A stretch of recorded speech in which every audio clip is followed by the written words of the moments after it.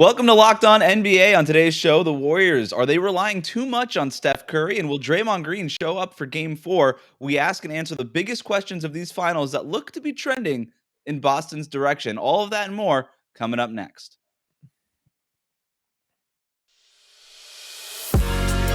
You are Locked On NBA, your daily NBA podcast. Part of the Locked On Podcast Network, your team every day. All right, welcome to Locked On NBA, your daily podcast on the NBA. However you may be tuning in on YouTube, Odyssey, or wherever you get your podcasts, thank you for making Locked On NBA your first listen every day. I'm Wes Goldberg here with Adam Mares. We'll get to how the Warriors can get more from Draymond Green and the most important trends of the finals so far. But we have to begin with Steph Curry, who injured his ankle in a scrum late in Game 3, and it didn't look good, grimacing in pain, clearly frustrated by the injury. According to reports, he was limping out of the arena late that night, and his health for the rest of the series is immediately called into question. But when speaking with reporters on Thursday, Steph said, quote, "I'm going to play. That's all I know right now," end quote. But Adam, as we get to the biggest questions of these finals, the biggest of the biggest questions has got to be, what version of Steph are we going to see going forward? What do you think?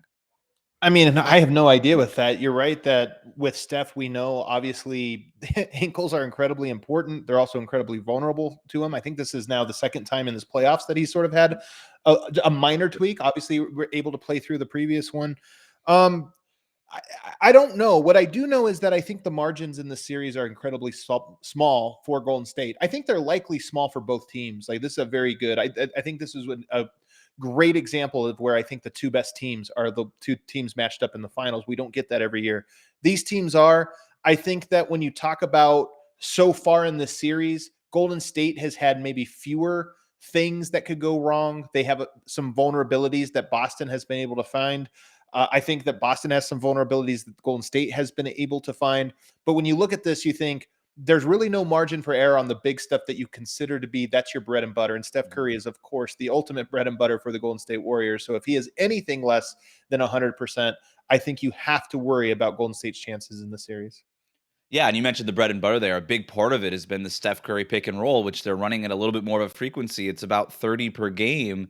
And if he's hobbled even a little bit here and he doesn't have that same first step, that same punch when he's getting into the middle of the floor because of this ankle, that's a big problem, right? Like, all of a sudden, he's not getting as deep in penetration. He's not able to spray to shooters the way that he has been. And I don't think he's been running like James Harden level pick and roll like circa 2018 Houston Rockets, but it's been ramped up a little bit, and More than it's their worked for regular them. season, for sure. Yeah, Definitely more than their identity warrants. And, and I think that's a little bit natural with how the NBA has evolved. And when you get into the playoffs, it just inevitably, you almost get forced into it. yep.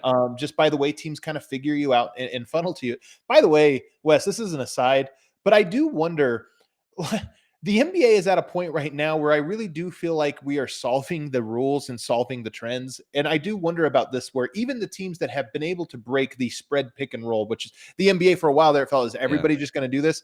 I do wonder if sometimes even teams that have built an identity outside of that have gotten funneled towards that, because the league and how it is set up right now is almost only rewards that. But that's a story for a different day. Maybe something we'll get to over the summer. But yes, like, Well, I actually think the Celtics have sort of they've done some of the isolation stuff with Tatum and Jaylen Brown, but it hasn't been just like completely north and south. I kind of like what they've done right. as an aside. It doesn't feel like they've done completely spread pick and roll. But go ahead. They're such an interesting team. I mean, there's a lot to get to there in terms of Yeah, just the trends of the Celtics. Like, I think their top end talent, out as great as it is maybe slightly less good of what we've seen from recent champions. Like, usually yeah. the best one of the, like, a top 7 player, a top 6 player in the league is usually on the championship team. And I don't think you have that. You have some very, very, very good young players, but they're just so deep and so even and so many different ways they can attack you.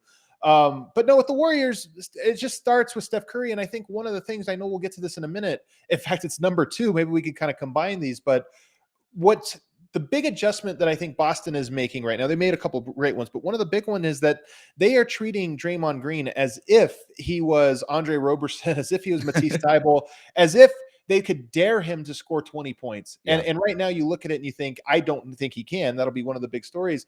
But if you take that and you take that it might be a little bit easier just to keep Steph out of the paint if he's a little bit hobbled, that just handicaps you on offense so much. Yeah, Draymond 15 points through 3 games in this series. Wild. It's they don't and Steve Kerr always will say this about Draymond. We don't need him to score. He does so much of everything else. He says that publicly.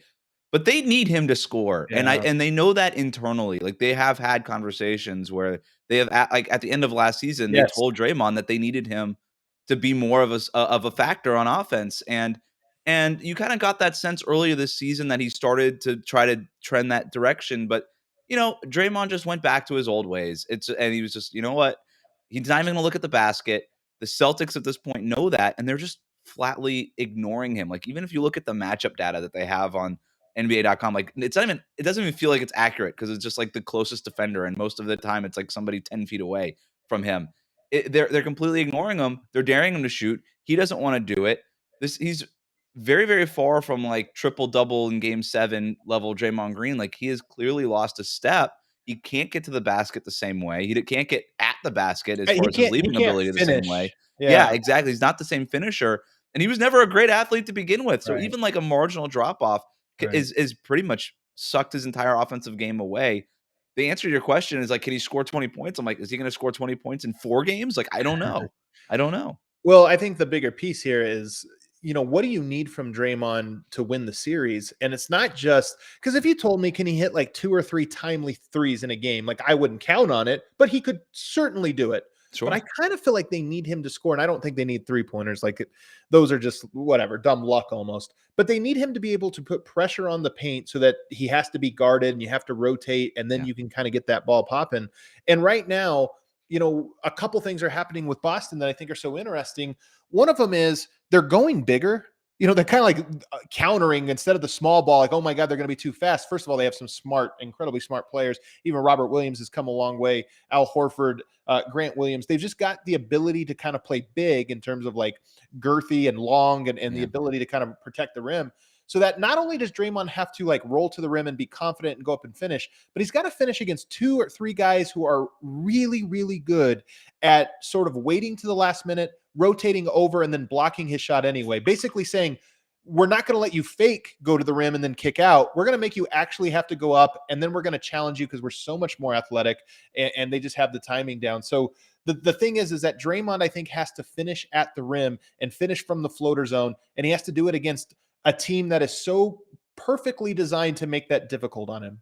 Well, they're very happy the Celtics are to just put Marcus Smart on Draymond Green, and Right. and Draymond Green's a big, and he's not a traditional big, but he's still technically a big, and you would like Right. to see somebody with that kind of quote unquote mismatch take him to the post and do something. At least he doesn't have to get into his Akeem Olajuwon try to post him up kind of thing, but shoot over him. You could start there, just face up and shoot over him with the floaters like you were talking about. But it's not even a factor. And when you're able to slot Marcus Smart onto Draymond and have zero qualms about it whatsoever, and actually feel really good about that matchup. And then when the Celtics get into, or when the Warriors get into their, patented Steph and Draymond pick and roll, and then you can just have Marcus Smart fighting over that screen, chasing Steph Curry down the way he does so Right. well. It's a really advantageous thing for them. And the Warriors kind of need, they've always, when it comes down to it, fallen back on what? The Steph and Draymond pick and Right. roll. And Right. when they have somebody like Marcus Smart who's able to so comfortably guard Draymond Green and they can't punish that mismatch and get Marcus Smart off of Draymond, that's a Right. real problem. That's a real problem for them. And Marcus Smart, it's almost ironic in some ways because Draymond, if we look at the broader evolution of the NBA over the last 8 years, Draymond has been that undersized guy with a great wingspan, but an undersized guy who gets away with murder against bigger bigs, right? Because inside the paint, you're allowed to get really physical, especially if you're the smaller guy.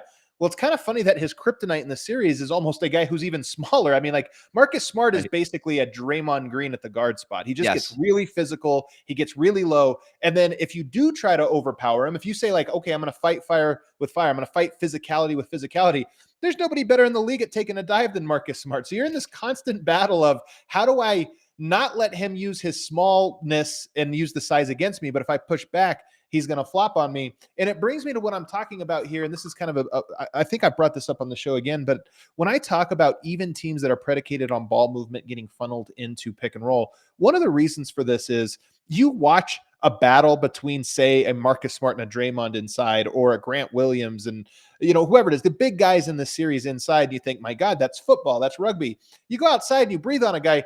The play that was hilarious to me was the 7-point possession in this game, which part of me wonders, if you look at this game, wasn't that close. Boston won pretty comfortably, and Right. there was this random 7-point possession in there that might have artificially made it feel even closer than it Yeah, a actually was. 9-point lead went to 2 after one possession. Yeah. And if it was always 9, then they probably end up winning by 20 instead of 15 or Right. whatever it was. But that play, Al Horford did foul him, and he did jump into the landing zone. And what I believe was an earnest attempt at trying to block a shot of the greatest 3-point shooter alive. I don't think this was one of those Zaza Pachulia, let's stick my leg out underneath the guy, or just kind of even if it wasn't intentional, it was reckless. This to me wasn't even reckless. It was, how does a guy, Al Horford, who's maybe the best center in the league in terms of being able to guard inside, outside, rotate, all this, even he can't do this without, putting himself at danger of giving up a 4-point play. It's actually wasn't a 4-point, a 7-point play. Right. To me, I look at this and I think it's insane how impossible it is for a big to guard on the perimeter,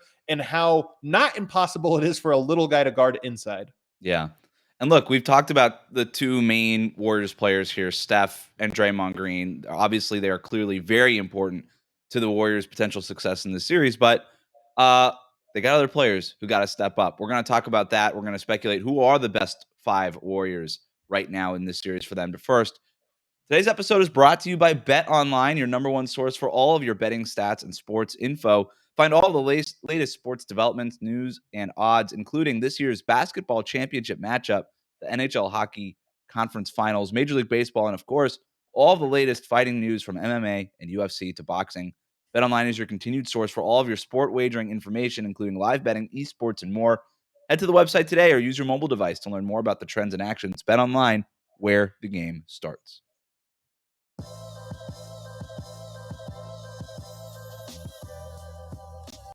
The Ultimate NBA Mock Draft starts June 16th with over 50 insiders. Nothing equals the Ultimate NBA Mock Draft. The Locked On NBA Big Board Draft experts, plus the Odyssey Insiders. First pick is June 16th. Search Ultimate NBA Mock Draft and follow now so you don't miss a pick. Adam, we're going through our biggest questions of the finals so far. The next one is one that I think the Warriors have struggled with all series and kind of a little bit all season. Who are their best 5 players? Because Steve Kerr said after game 3 that he was just looking to plug holes the entire game. And it felt like it. It really did. And against a team like the Celtics, who pretty much know who their top 7 are, and they know exactly what their rotations are going to be. They're so secure in their identity. There was a key stretch in that fourth quarter where they were starting to pull away, and Ime Udoka could have went in so many different directions. Maybe go small. Al Horford at the 5 was working really well for the most part. Spread him out with shooting. All that was working, but he decided to go back to his double big starting lineup, and it worked. It worked. They just kept extending the lead from there. And meanwhile, the Warriors are like, okay, do we want to go small with Jordan Poole and Gary Payton and Steph Curry and all these guys? Do we want to try to go big and match up with the rebounding and the length with the Celtics, or at least try to? And it just felt like they were, like Steve Kerr said, plugging holes that ultimately did not work. I don't know who the Warriors' best 5 players are, and I'm not even sure if I know who their best 4 players are. Like, I know that pretty much Steph and Wiggins are going to be on the court no matter what in their best 5 lineups. You assume that Clay and Draymond are going to be in that lineup too, so you could start with those 4. But I'm up for anything at this point. I think there's a couple things at play here. When you say the best, like the Celtics know who their best guys are, I almost disagree with you. Not in that they don't know who they are. They're not compromised the way that the Golden State was compromised in game 3 with Draymond not scoring and the ability to kind of change this. We'll see if the Golden State Warriors adjust maybe and make a plan. But to me, if you ask like who have been the best Celtics, Al Horford, Marcus Smart, Jaylen Brown, probably like that would probably be my list. So, and like Jason Tatum is their best player, but I'm just saying in this series, I think he is almost a lot of this out of necessity because of what the matchups have dictate and how Golden State has emphasized their defense. It's almost forced the ball into some other guys' hands. So they are even using a different, better, I'm using air quotes here, better right now than what they would typically use. But if you go to the other side, here's what's so fascinating about it. I actually feel like I do know what the best lineup is here. And Klay Thompson, all respect to him, I don't think he has if you asked me if you just needed just the offensive portion of this, Jordan Poole or Klay Thompson, who's going to give it to you? I think Jordan Poole might actually give you the better chance here. And I know Klay Thompson has made some shots here, but when you look at just some of the loss in mobility, the up and down shooting, kind of the streaky shooting, the Warriors won't do this. I think Klay's their guy. They've won championships with him. Until they don't, they're going to continue to ride their guys, and I respect and understand it. But to me, if you ask me, I think you can go with Steph Curry. I think you go with Andrew Wiggins, Draymond Green, because I think you have to have him out there too. I know some people have talked about maybe bringing him off. I don't think you can do that. But to me, I think Gary Payton is an important piece here, in large part because he allows you to guard Jason Tatum correctly. Like, you don't have to compromise and bend your defense. Now you can kind of put him there and in some ways hope to cancel out the other team's best punch. The problem is Gary Payton's not a threat. Draymond Green's not a threat. And I don't think you can have 2 zeros. You either have to get some points out of Gary Payton that you don't expect, or you got to get points out of Draymond Green that you don't expect. And therein lies the problem. So for me, that is the solve, I think, for the Golden State Warriors. I just don't know that they're going to be able to pull it off. Yeah, I mean, Steve Kerr was talking about trying to find that two-way balance between, okay, there's enough defense here, but maybe not enough offense. And it's sort of the same reason, like the Gary Payton and Draymond thing that you were talking about, the issue there of having 2 zeros. Same reason why he kind of leaned away from Kevon Looney in that fourth quarter, or in that game, really. Only played, 17 minutes? Because now you have 2 zeros on offense. Maybe if Draymond Green fouls out, then you could put one of them on the court. But let me make one other little side point here, though, Sure. because the thing about Draymond Green that's so interesting to me is he actually, I think, could score better, but he's being asked to do so much. Obviously, defensively, he's always been asked to do just so he puts so much more, as much energy as any forward or center does in the NBA. He puts that much energy on that end, which whatever, that's his job. Offensively, I still think he could give you 12, 13, 14, 15 points. But when you go big and all of a sudden, not only do you have to guard, but you also have to rebound now against a guy who's got you by 3 inches and, oh, by the way, 40, 50 pounds. And how many times did Robert Williams just reach over the top of him? How many times was Draymond Green boxing out for 6, 7 seconds, doesn't get the rebound, and now you're on defense again? I think Draymond is worn down by his defensive responsibilities, and then the death knell has been the size disadvantage that now when it's time to go finish over those guys, he doesn't have it. Well, he started the playoffs going one-on-one with Nikola Jokic, and he looked great doing it. I mean, the Warriors dominated that series, but it's been a long playoffs, and maybe there is something to what you're saying where you have to do this every single series. Memphis is another big team. They kept going against those kinds of teams up until really Dallas, and there might be something to that. But I also don't think, look, I'm a big Kevon Looney fan. I love what he brings to the table, but he's not enough to match up with 3 bigs the way that Boston has. And I do kind of still feel like the way for the Warriors to win this is to try to go small and win that way, because I just don't know that that's going to be enough, but I feel more confident in that route than the trying to match up route. And so I don't mind when Steve goes that way. That said, the starting lineup of Steph, Klay, Wiggins, Draymond, and Kevon Looney is plus 11 in 36 minutes this series. So they've actually been good. And I have kind of liked that other lineup where they go with Steph, Klay, Wiggins, Otto Porter, and Draymond Green. Those lineups, that's plus 8 in just 13 minutes. We saw most of that, I think, in game 3. But that gives you enough of that medium kind of size between Porter and Wiggins and Klay and Draymond. Obviously, Steph's in there because you have to have him in there. It gives you enough length. Wiggins is a really good rebounder. Otto Porter can sometimes be. Draymond Green can sometimes be. But if you could spread them out with shooters, if Wiggins and Porter can get hot from 3-point range, and obviously you got this threat of Steph and Klay always, then I kind of like that. That might be the best kind of 5-man unit. I almost want to rephrase the question, not from who are the Warriors' best 5 players, but what are the go-to units? What are your go-to 5-man lineups and rotations? And Boston knows exactly what it is that they want to do with their rotation and what lineups they want to get into, where Golden State is still just looking for answers. Even the Gary Payton thing, he's a 0 on offense. Right. It doesn't really feel like even Jason Tatum is scared to shoot over him. Yeah. Didn't he hit 2 3-pointers in game 2 again? Unexpected. Yeah. You don't count on that. But when he does, it makes quite a big difference. So that's the thing with him, is I do think that he is the right defensive option. And I actually do think he makes a pretty big difference on Jason Tatum. Even if Jason Tatum's going to score on him, it allows you to guard him one-on-one and just not overhelp. But you're right. You can't have 2. You can have 1 0 on offense. You really can, but you can't have 2 of them. And unfortunately, he gives you 2 zeros. Let's get to our next question really quick. This one's easy. Can Robert Williams III stay healthy? Because if he can, he's been really, really good. But that knee has been bothering him all season, especially in the playoffs. We saw it bothering him quite a bit in the Eastern Conference Finals against the Heat. But he's been absolutely dominant. And in Game 3, he looked real right? He's got now 10 blocks in 3 games. I haven't seen that talked about all that much. Uh, Really? is that like out there a lot? I Maybe I'm think just it's out there. I mean, what oh did he have, like 5 in the 6 in this last one? I mean, he was yeah. making some Maybe I pretty just don't impressive follow blocks. Celtics people on purpose, but That's a smart move. 10 blocks in 3 games is a lot. The Warriors are shooting 38.5% on shots defended by Robert Williams III, which is not good for the Warriors. I mean, he's such a success story for the Celtics when you just Yeah. talk about draft development and buy-in and all of that. Like, he's exactly the piece they envisioned him to be.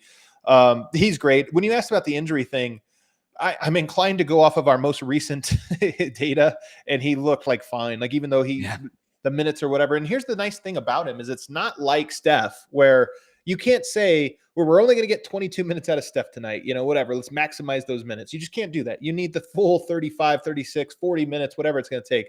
I think with Robert Williams, because you have Grant Williams, because you have Al Horford, I just think you can't afford, like, hey, we don't have him we would love to play him for 30 tonight. Maybe you wouldn't, by the way. You're getting a lot of great stuff out of Al Horford, but we want to play him 30 tonight, but whatever. We only get 20. No problem. And he's in the Warriors' head for those 20 minutes. Whatever he's giving you, he's really in their head. And again, we saw this in the Eastern Conference Finals with the Heat. When Robert Williams was right, they just were scared to get to the rim. And that's why Robert Williams was a candidate for Defensive Player of the Year when he was healthy during the regular season. He's just got that he's got that shot blocking ability, but he's just got also a presence in the paint that he really makes it hard for everybody getting in there. And then the last thing here is just who wins the turnover battle. When it comes down to it, we can nitpick and dissect lineups and do all these things. But when it comes down to it, when the Celtics have won the turnover battle, they won the game. This series, all playoffs long, that's been the story. If they can keep the turnovers low, I just think that they're going to win this series. I think it's as simple as that. You look at the half court data versus the overall data. There's a huge drop off for the Warriors the more you force them to play in a half court. So some of this it's funny. The Celtics are a team that plays incredibly disciplined for large periods, but when they lose control of that discipline, when they go away for it, they go away for it really, really big time. Like, yeah, like they could go play all in.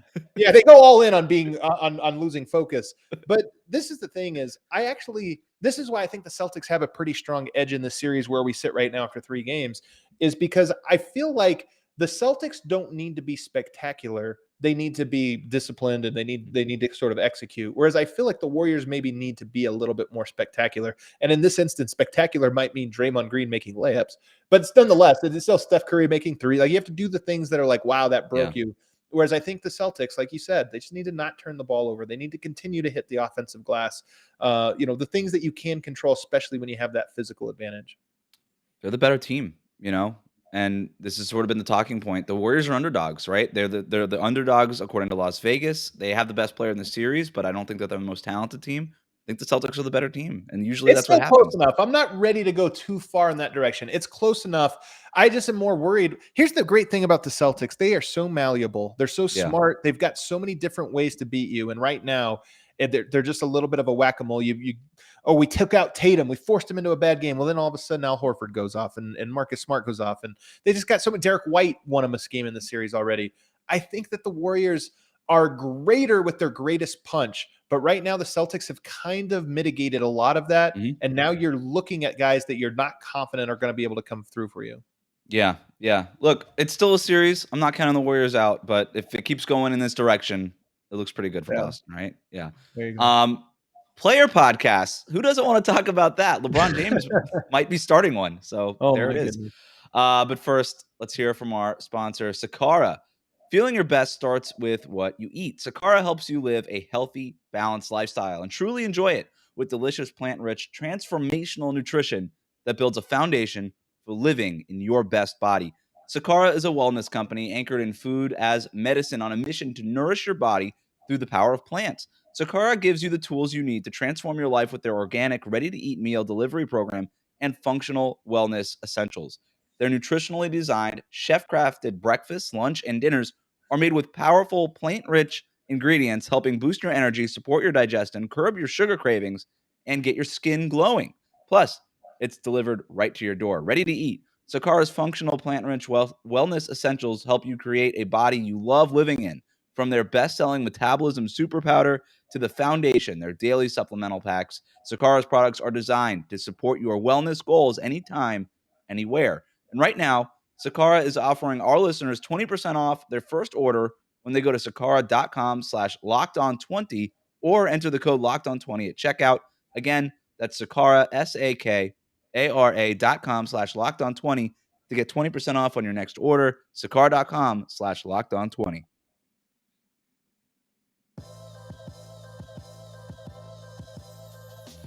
All right, it's Friday, so that means we're counting down to the weekend. And today, we are ranking the best NBA player podcasters, current and former, which could soon include LeBron James, who says he wants to start a podcast.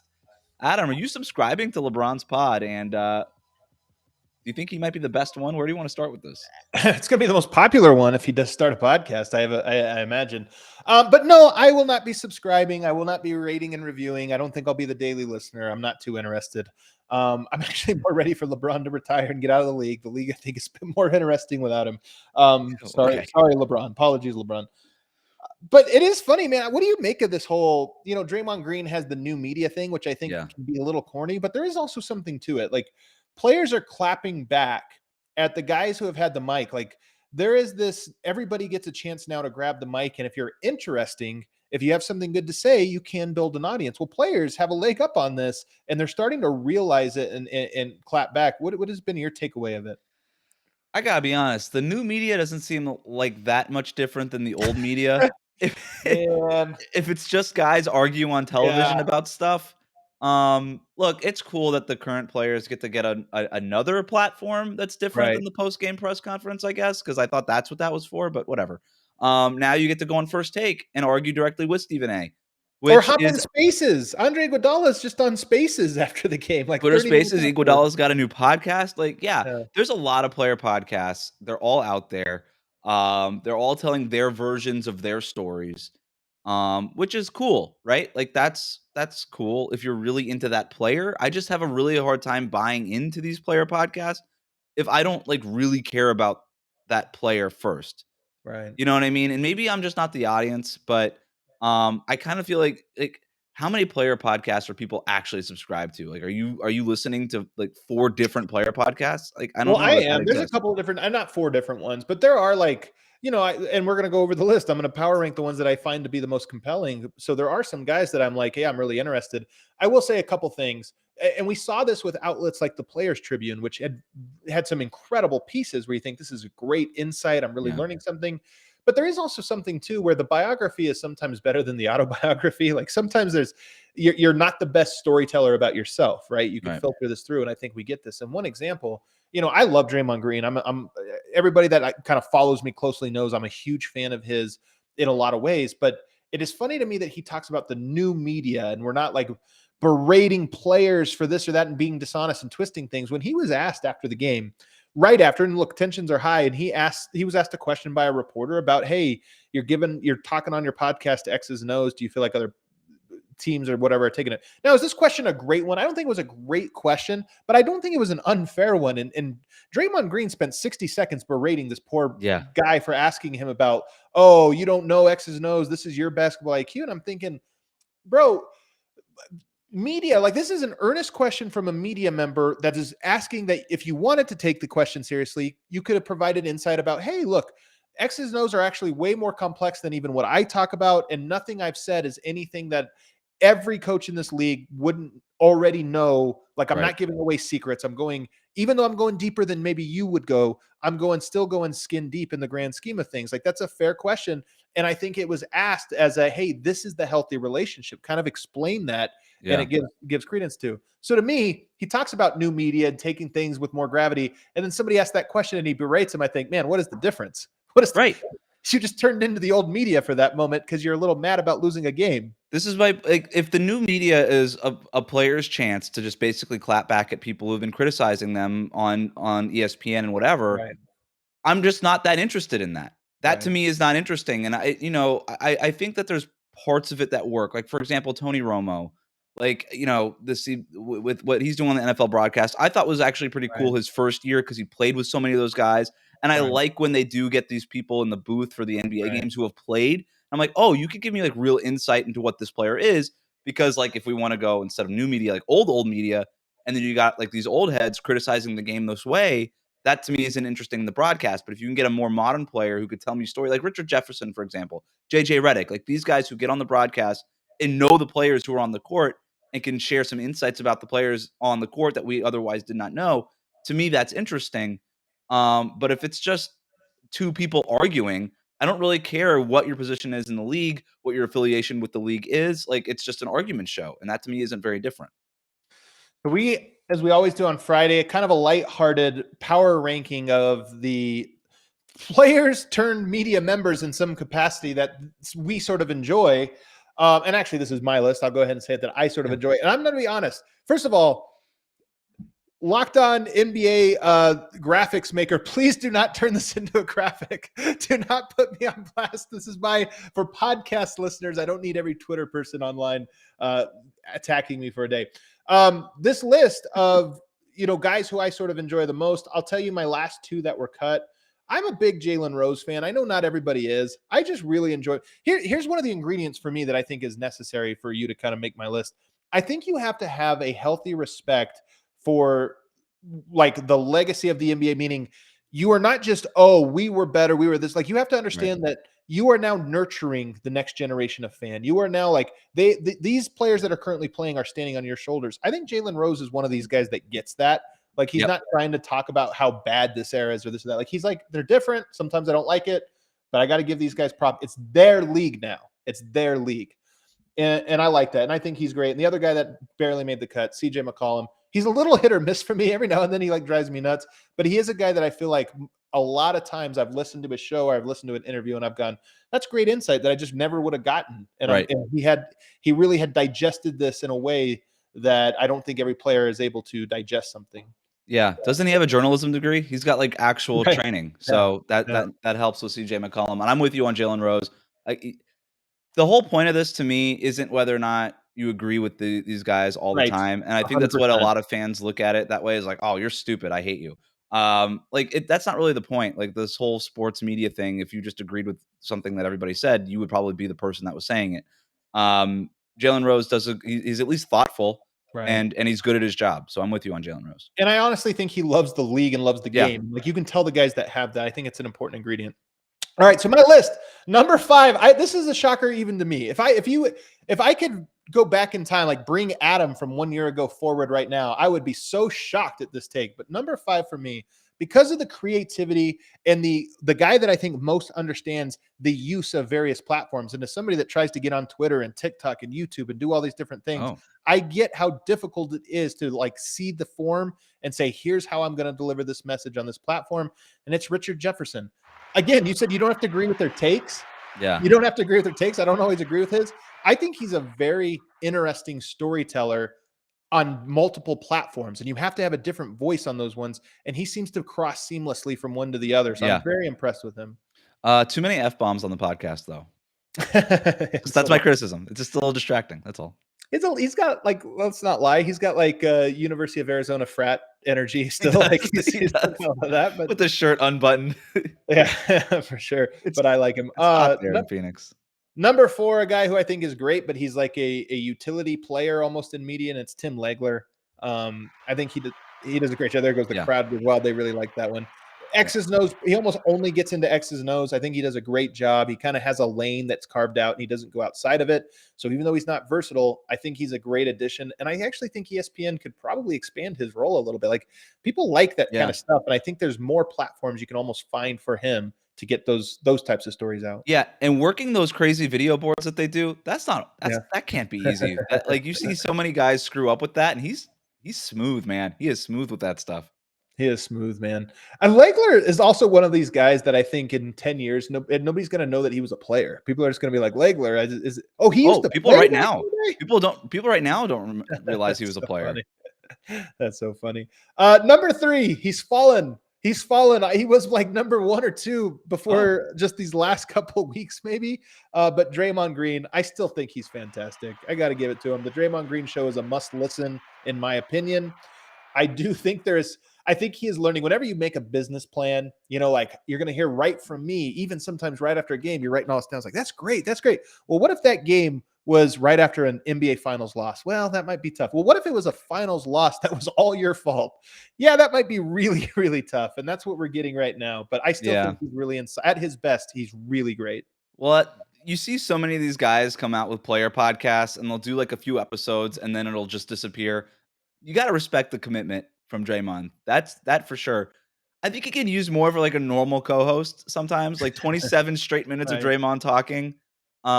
Just, might be somebody, it might be nice to like bounce these things off of somebody else. That's just my only recommendation. He also tells stories like my uncle he'll repeat himself like 3 times sometimes where I'm like, bro, yep, we already got it. I covered him for 2 years.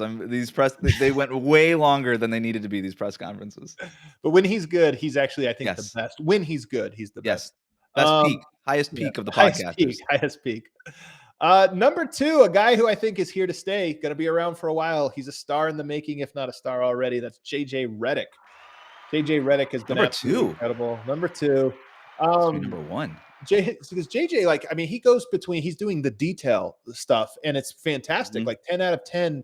And because here's the thing people don't realize, and I don't think all players realize, not everybody, knows the X's and O's the way like a JJ Redick does. Even guys that had 15-year careers don't really understand the game. Right. And those that do, there's such a difference between understanding something and being able to communicate that to someone else. Yes. And I think JJ Redick is one of those guys that takes a concept and he finds a way to deliver it so that anybody can take it. Like it's digestible to almost anyone. Yeah. And that's a real trait. And by the way, he's also a great podcast host. He's also a great interviewer. He's also a great interviewee. He's a great debater. And I think he's getting sort of his sea legs in media underneath him and now going at some of the established people like a Stephen A, not in a way that I think he's trying to like discredit Stephen A, but that he is legitimately providing a nice sort of counter perspective to him in a way that I feel like, there you go. That's actually bringing out something greater in the conversation. It's refreshing. He's refreshing. It's a new voice. And again, you don't have to agree with everything that he says.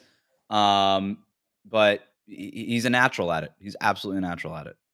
Number 1. He's number 2. Like I'm trying to figure out who's number 1 here. Well, because you're thinking new media, but I'm sorry, there is still an undisputed heavyweight champion of player turned analyst talking head. And that, of course, Charles Barkley. Again, do I agree with his takes? Almost never. Almost never do I agree with his takes. But he is easily, as the tweet that went viral the other day is, he a top 10 funniest dude ever, probably. He's one of the funniest guys. He's got a great way of talking. You could literally stick him next to anybody, and it's going to be a great conversation. We forget basketball is entertainment, and while he can be really annoying when he gets too far into the analysis lane, I think that it's like, okay, whatever. I disagree with him. People have moved on. There's greater analysts. But is there anybody more entertaining to spend 30 minutes with? I honestly don't think there is.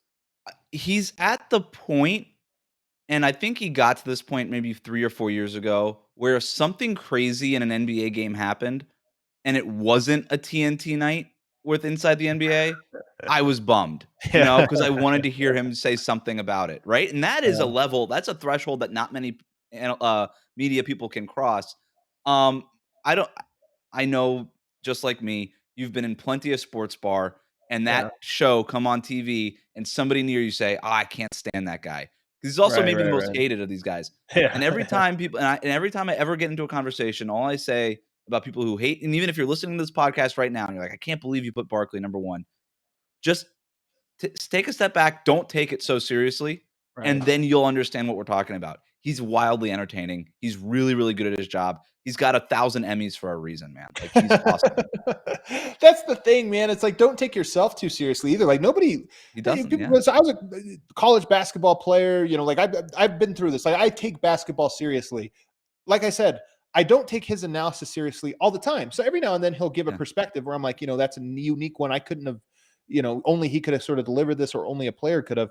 But a lot of times, look, he hasn't evolved with the league. He doesn't seem to understand why post-ups are more difficult now than they were 20 and in there. Like, he doesn't understand these things that make his analysis very frustrating. doesn't matter. If you can get over yourself and just sort of enjoy the creativity. And by the way, how many times have these other networks come up with post-game shows, then you're just like, this sucks. It's like they don't get it. This is a show that it feels normal to us now, but it's actually the most casual post-game show.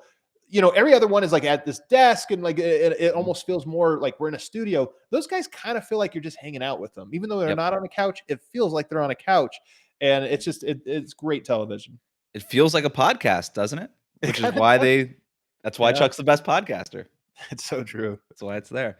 All right, that'll do it for us today. Remember to subscribe to new episodes of Locked On NBA wherever you listen to podcasts for 30 minutes of the NBA's top stories every day. You can find me over at Locked On Heat and Adam over on Locked On Nuggets. Thank you for making Locked On NBA your first listen every day. Make sure to go check out the Locked On NBA Big Board podcast. Host Rafael Barlow from NBA Draft Junkies and author of the NBA Big Board newsletter is joined by Richard Stayman, Sam Ferris, and Leif Thulin, giving fans an in-depth look into the upcoming NBA draft. They've got mock draft, player rankings, and big boards. It's free. It's available wherever you get your podcasts.